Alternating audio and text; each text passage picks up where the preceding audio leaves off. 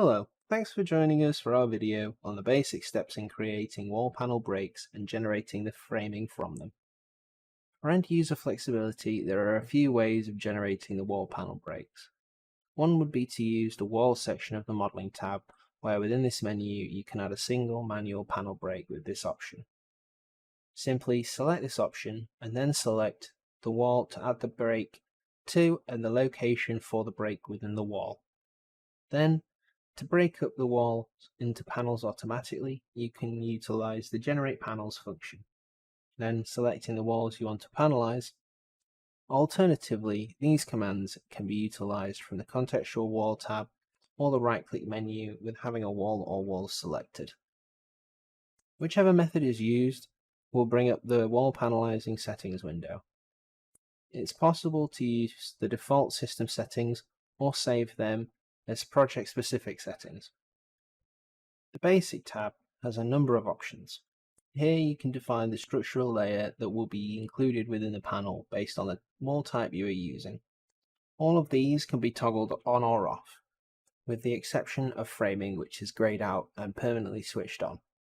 Corner details allow you to control how corners are held back. For instance, with vertical walls extended, it will cut back the horizontal panels.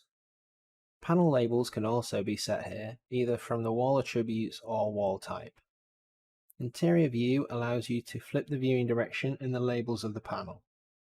There is an option to automatically leave out layers that don't have framing tools. These could be a siding or a sheathing layer that doesn't have a framing tool, for example. The Advanced tab gives the user options for setting first panel lengths and setting any extra length for this panel, as well as which modeling pair the panel volume is added to. Panelization direction allows you to choose the way the panels are numbered. There is also an option to ensure that panels aren't split over openings, as well as a definable value that any break should be from an opening. There are also further cladding pattern settings, should that be applicable. However, I will for this example press OK, and my walls will be broken into panels based on what was set up in the project parameters. When panelizing, only the panel breaks themselves are generated, not the frame. This gives us opportunity to amend the panel layout before generating framing. With the new version, panels can easily be selected by clicking the panel label. Panels can then easily be resized by selecting the grip points at each end. If the panel is going to a corner, the overlapping panel can be swapped by right-clicking the grip point and choosing the Flip Corner Connection command.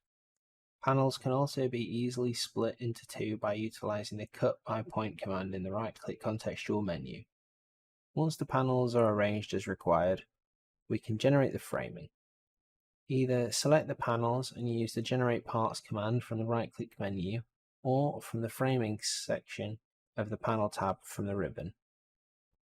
The quickest method when generating all the panels is to use the Generate Parts command from the Wall Paneling menu in the Modeling tab, and then simply draw a box around all the walls and confirm.